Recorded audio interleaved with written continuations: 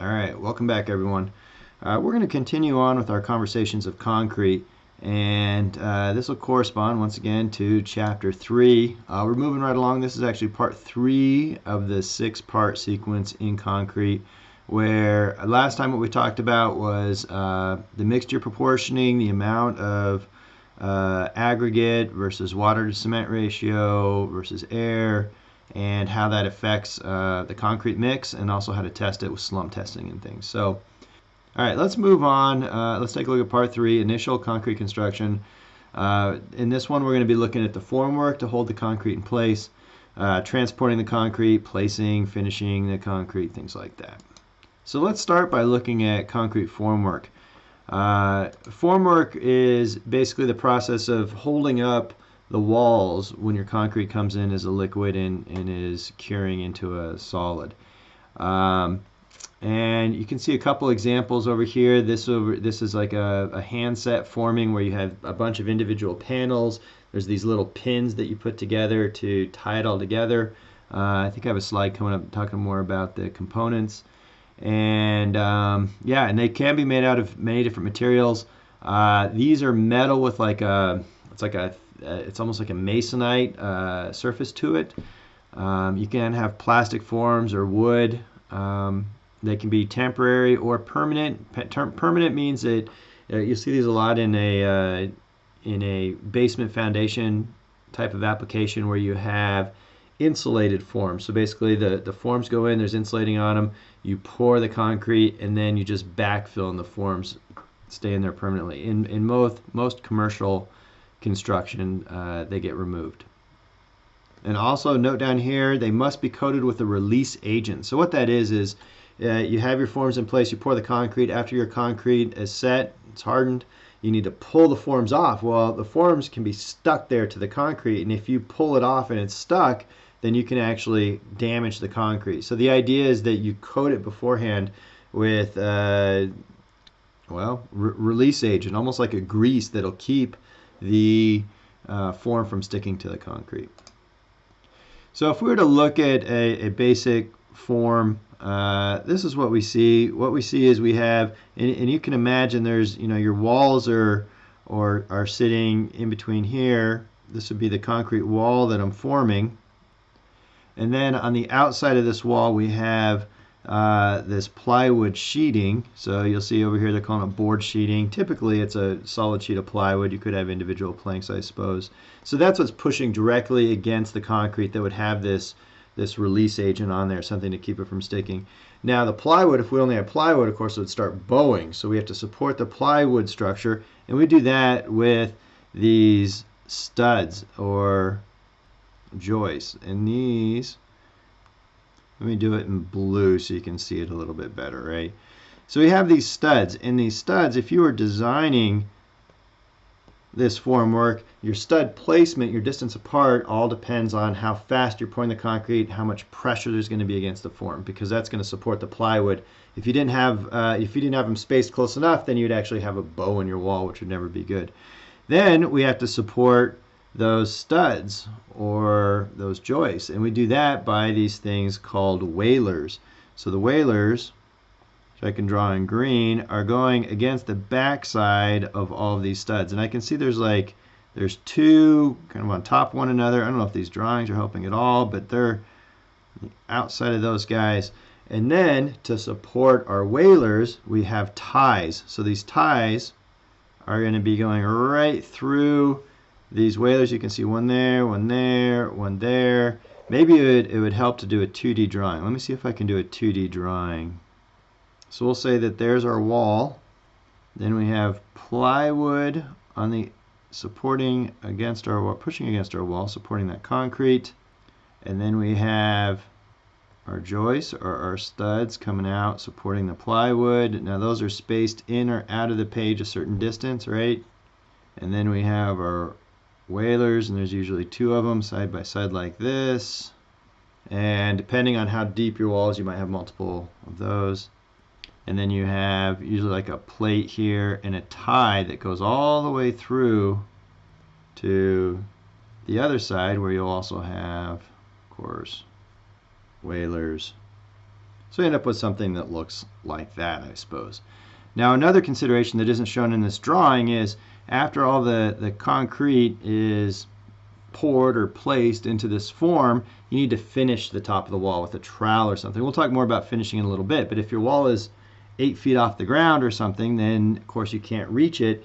So there typically will be some kind of bracket or something along here, and that'll allow the workers up here to finish your, something like that, right?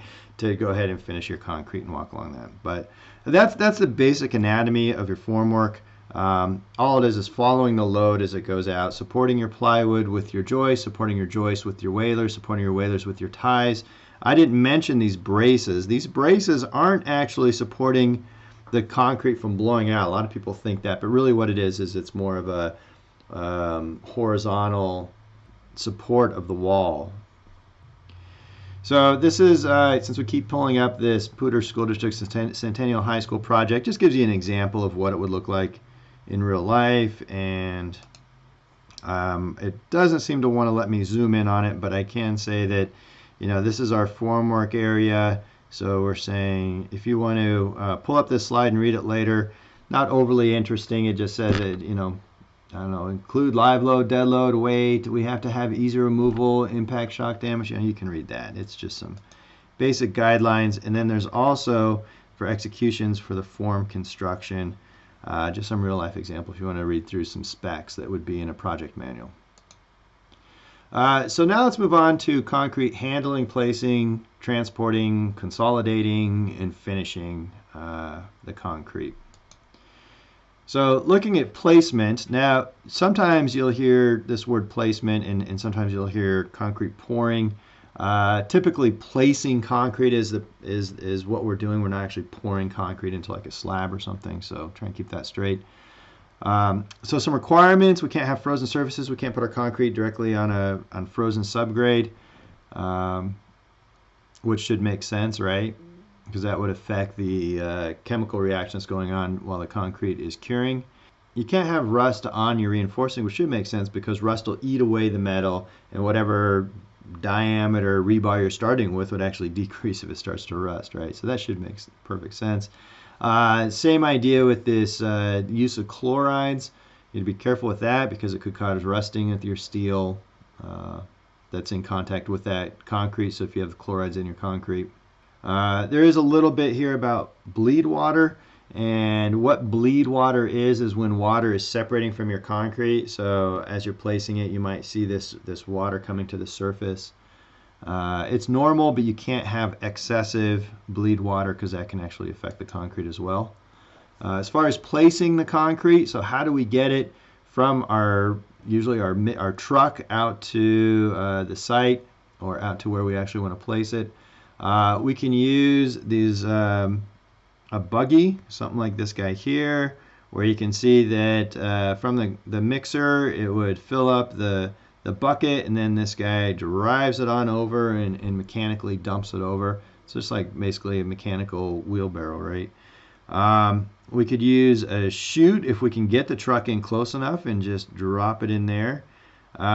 We can crane lift it. So this would be like you pour all the concrete into this bucket and then crane lift it in sight, and usually there's like a little release here to let it pour into your forms. You can use a chute, so you can see down here you're using this little chute to guide the concrete in. This is a concrete pumping truck, so you can see that the mixer's way over here and then it's put into this pumper and pumped all the way through till its final location. That's great, of course, if you're really far away if your forms are really far away from where your mixers are going to be coming in, right? If you can't get it directly there. Speaking of which, when we are placing this concrete, what we don't want to do is we don't want to have the concrete separate out, segregation, right? We talked about segregation a little bit last time with our aggregate and all the issues that can happen with segregation. So, and you can imagine if I were just dumping it into this deep form and it was following, 8 feet or 10 feet, that all of this action would cause the heavy aggregate to just drop out, drop through the mixture, and it would segregate. So we can use something like this hose to gradually fill it, and you bring the hose up as it's coming out. So that's one way to do it. Actually, all three of these are showing the hose. It's just a matter of if you're using, this was that crane mounted bucket before, or if you're just dumping it out in a wheelbarrow, whatever you're doing, you can use that same process. It also says avoid over wet mixtures. I think we talked about that last time. If you have too much water in your concrete, your water cement ratio is very high, or you're using a super plasticizer or something, if you have a high slump, what can happen is it's so liquidy that your aggregate can separate out. And place as closely as possible to the final position. So this was the same thing about not letting it fall. And don't dump it in one place and let it just flow out, because if you think what's happening there, dump it all in one place, your heavy aggregate's more likely to stay, and the lighter stuff's more likely to flow out. I thought this was a cool website. I'm not going to spend too much time on there, but if you want to click on it and check it out at your own convenience, this has from the ACI 304R, and the ACI code doesn't look real user-friendly, but the reason I like this site is what they did somewhere along here. They have some good illustrations on how to place your concrete without this segregation occurring. So for instance, if I were to have this chute in here, can I not draw on this? Oh, you're not going to let me draw on it. If I had this chute, and you can see that the concrete's hitting this form and then bouncing back. Well, all of this hitting forms and bouncing back means it's going to have segregation of our aggregate, of our concrete. So that's not good. So as a alternative, you can create this pocket right over here where the concrete's going down, it hits here, and then it flows back into our form from there. But that's just one example. You can see a lot of these. They're all based on these same principles, where if things are banging and bumping against forms, then it'll segregate, and you know how you want to keep your mix to be as consistent as possible. So many examples. There's our hose we were just talking about, right? We really want our concrete to be homogeneous, right? So there's a couple ways we can do this. One thing we need to think about is bringing our concrete into lifts. So instead of having like a big thick slab at once, or a wall for pouring our whole wall at once, we pour it in lifts.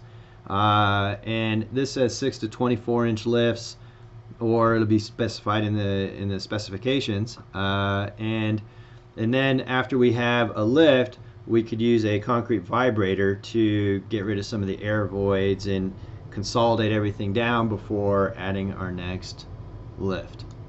So here's some good practices. Place concrete at far end of work, so each batch will be dumped against previously placed concrete. Yeah, I think that should make sense. This prevents bleed water from accumulating at the corners of the formwork. And for walls, first batches should be placed at ends of work and work towards the center. This loads the forms at the weakest point to help reduce a blowout, which just means form failure. So really what this is talking about is if I have a form, and let's say that this is the end of my forms, the most likely place for a blowout would be over here. So if we start by placing our concrete here and then work over this way, I think the idea is that we don't have a big mound of concrete that's building up, and then more likely to push out and have a blowout at the end. Keep exposed forms and reinforcement clean using a hopper that feeds into a vertical pipe. Yeah, we've talked about this hopper and the pipe already. So some special considerations if I have a slab on grade. We may want to moisten the subgrade, but not too much, right? So you don't want a super dry soil, because if you have a super dry soil, what that can do is suck the water out of your concrete mix, and you could have the very bottom of your concrete not set up right. But we also don't want it to be like in a puddle of water or mud, right? So you can spray a little bit would be a good technique for slabs on grade. You could also use a vapor retarder. So we talked about vapor retarders previously, where you have like it's almost like a thin sheet of plastic or something that's going on your soil, and that can keep both water from getting out of your concrete into the soil, and also from water getting up into your concrete from like a capillary action. Proper support of embeds and reinforcing. Yeah, that should make sense, right? I mean, if you don't support it, then when you basically what it's saying is you might have like a chair, so you might have something where your rebar needs to be, say, 2 inches off of the bottom of the concrete. So we're talking about supporting that rebar as we place our concrete, because if it isn't well supported when we place our concrete, then if it falls off, then all of a sudden you have rebar on the bottom of your slab, which is never a good thing, because it'll basically be exposed to whatever's below it, could rust out. You don't have the rebar where you need it. May use gravel to break capillary action. So once again, this is similar to that vapor retarder. If I had gravel underneath, then the water can't suck up from underneath and get into my concrete. It would always stay below. So those are just some things about slabs on grade. So consolidating concrete is the process of compacting the concrete, and the idea is that it's the most common way that I think of is vibrating the concrete, getting out all of the air voids that are in there, which naturally happens as we mix this concrete together, right? Because these air voids would lead to bug holes when you pull off your forms, or could even lead to honeycombing, and you can see this is like would not be a desired look for our concrete, right? Or desired strength for our concrete. It definitely lost its strength. So here's some reasons we want to eliminate those stone pockets or large air bubbles. We want to consolidate each layer with the previous layer, completely embed reinforcing. So you don't want an air pocket underneath your reinforcing, or you don't want some larger aggregate to be underneath reinforcing here and then have the rest of the concrete around it. And also just to bring the fines to the surface, and what you're doing there is you want your surface to be nice and clean and smooth, and basically the rough aggregate to be pushed further down, so you have the fine part of your aggregate coming to the surface. And like I said, the typical way to do this is vibration. We have this concrete vibrator here, and it's called an internal vibrating because it's internal to the concrete as opposed to an external vibrator. So this is just like we were saying before in the very beginning, the formwork. And with this formwork, I can attach this machine, and what this machine will do is it'll vibrate, as it says, right? So that's moving the whole forms around. So it's almost like if you're baking a cake and you're hitting the side of the pan, right, and bringing up the air bubbles. It's the same thing. And in fact, if you were to look at your top of your concrete when you are vibrating it, what you'll see are all these bubbles just coming to the top. So you can also have a screed. We'll talk about screeding in just a second, but it can be a vibratory screed where it's actually vibrating while it's screeding, or a roller screed, which is the same type of idea. So this is a general slide. I would say that be careful with making this is like the hardened truth, because I think when it comes to concrete finishing, sometimes you might start floating and then you have to go back and do a little bit more screeding or something like that. But basically placement, first thing you do is pour the concrete in, right? Then you're going to consolidate it, so you have those vibration techniques we were just talking about in the last slide. Then strike off. I think I have a picture on the next slide. So or screeding, what this basically means is like if you have formwork and you have and you can put something across the whole formwork and just drag it across. So you're pulling the concrete, so you might have some big humps and valleys, and you're pulling it all to put it all at the same level with the edges of your formwork. That's what I consider to be screeding. Versus leveling or bull floating, it's like you have this big float, typically it's pretty wide, and it sits on top of your concrete, and there's usually a big pull, and you're pushing and pulling this, and what you're doing is you're leveling your concrete. You're trying to get rid of any waves that might be in the concrete. Edging and joining, we'll talk more about joints in just a little bit, but this is the point where you can add your joints in there. Edging, what happens right where it meets the form, you don't want it to be like this rough, sharp edge, so what you have is an edger that goes right in, and it makes like a little chamfer around the edge of your concrete. Floating and troweling and final texturing. So now you're treating the concrete. You're trying to texture, make it look pretty, all that good stuff. So here's a couple of pictures. We have Strikeoff. So, or screeding. What we see here is we see this long, looks like a 2x4 type shape, right? Sitting on top of the form. You can see how smooth it looks on this side and how rough it looks on this side. And what they're doing is they're just basically probably moving this back and forth and working their way along the slab to try and smooth off, almost like that first process of getting the concrete to the level that you want. And here we have bull floating. That's what I was saying. You have this. You're not usually working in your concrete anymore.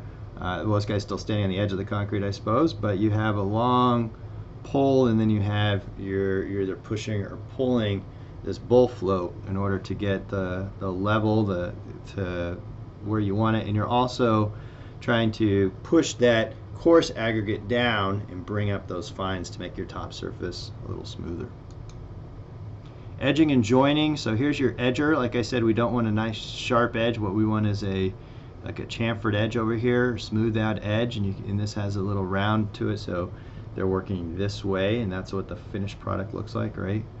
And then joining, we can create a joint either by hand. There's a hand tool where they're making a joint, or by saw cutting. And I think we're talking about joints in just a slide or two and why we want the joints.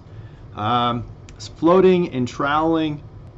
So these floats can be big. So these are two examples. You can actually have a ride-along float or a big mechanical float. And what you're doing once again is you're taking the aggregates and you're embedding them. You're pushing them down into the concrete because you don't want the aggregates to be sticking out the top of your concrete. Also, any weird slight imperfections, this will smooth all those out and get rid of those humps and fill in the voids and compact your surface mortar. Troweling is a little more precise, usually for smaller areas. This is your hand trowel, and you can see the difference, just creating a nice smooth surface on the top.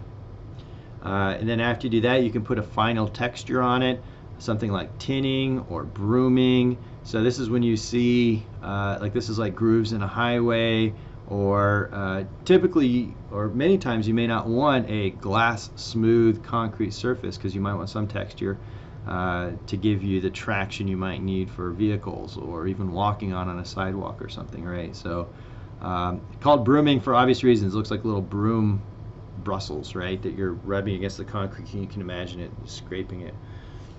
You could also have some architectural final texturing. This looks like kind of like a stamped concrete, or you have some way that you're pushing in a design into your concrete while it's still a little before it cures.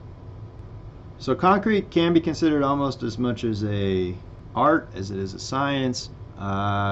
Getting the timing exactly right. So if you finish it too much, if you keep working the concrete, what you end up doing is you end up bringing up this water to the surface. And while that is good to a point, you don't want too much water on the surface because that can add extra issues as well.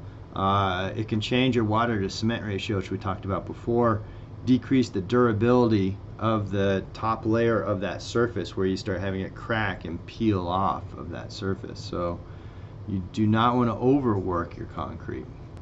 So here's some other issues that you can see with concrete. Scaling, often excess water up on the surface, or a poor water cement ratio in the beginning. But this would be scaling versus a map cracking, and a lot of this has to do with the cement shrinking during the curing process, and it's happening too quickly. So if it's too hot out, if you have too much of your cement material versus your aggregate and everything else, especially if it separates and came to the surface, this can happen as well. So like I said earlier, during the process you are adding joints, and the reason we're adding joints, well, there's multiple reasons. These are three. There's contraction, construction joints, and isolation joints. So let's look at each one. For the contraction joints, what a contraction joint is when concrete is curing, it's actually going to shrink. We talked about the cement shrinking as this process is going on. Well, what that'll do is because concrete's so weak in tension, it'll cause a crack. Almost all concrete is going to crack. So the idea behind a contraction joint is that we want to control where that cracking is happening. So for instance, if we have this saw cut in our concrete, what it means is it's like a weaker area in our concrete. If we look at the whole depth of it, so we know where that crack's going to happen. So we can keep the crack right here, and we won't see it like coming at some other place. So we know where it's going to happen. And there is a note. We talked about sawing versus using a hand tool to create the joint before. And what this is saying when it says sawing hardened, not cured concrete. So you're not doing it after the concrete is already set up, like 7 days later. It's like, you know, it's firm, it's hardened, but it's not cured. It's not fully set.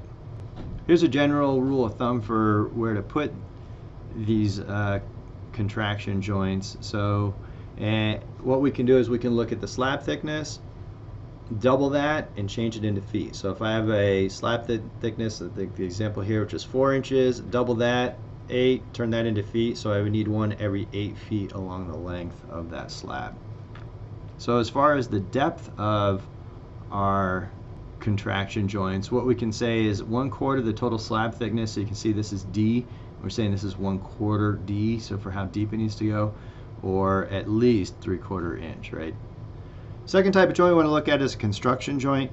So construction joint is where we have 2 phases of the construction process. So basically we stopped at one part during the placement of the concrete, and now we're picking up and we have another part. We have a joint where that happened, right? So we don't just pour them right against one another. Typically there's some way that we have to join these together. One is with like a key, so you can see that this original slab was poured with this little key, so when I pour the second slab, then it would interlock, keeping those slabs tied together. Another way is we could put a dowel in here, so when we pour our second slab, then it can bond with the first slab by hanging on to that dowel. The third type of joint we want to talk about is an isolation joint or separation joint, expansion joint. So what we're saying now is if we need concrete to be able to move, and we want to allow full movement, so this isn't like the joint where we just have a 1/4 the depth, this is the entire depth, and we want some ability to move. And you can see some practices here where we have concrete that surrounds columns or bridge decks, because bridges need to be able to move and have that ability, otherwise then the concrete would crack, right? Slabs a different temperature, so as slabs heat up and cool down, they will expand and contract, and this allows that expansion and contraction to happen if I have this expansion joint. And you can see this is an expansion joint material. So sometimes you'll see it almost like a felt type material, so that felt will just contract and expand as needed as the concrete is expanding or contracting. And here we can see it on a building with some building expansion joints.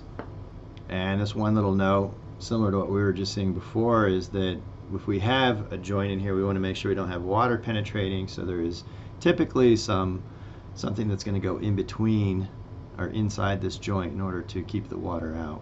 So that's what I have for this section of concrete, and once again, thanks for watching. If you have any questions or comments, let me know. Thanks.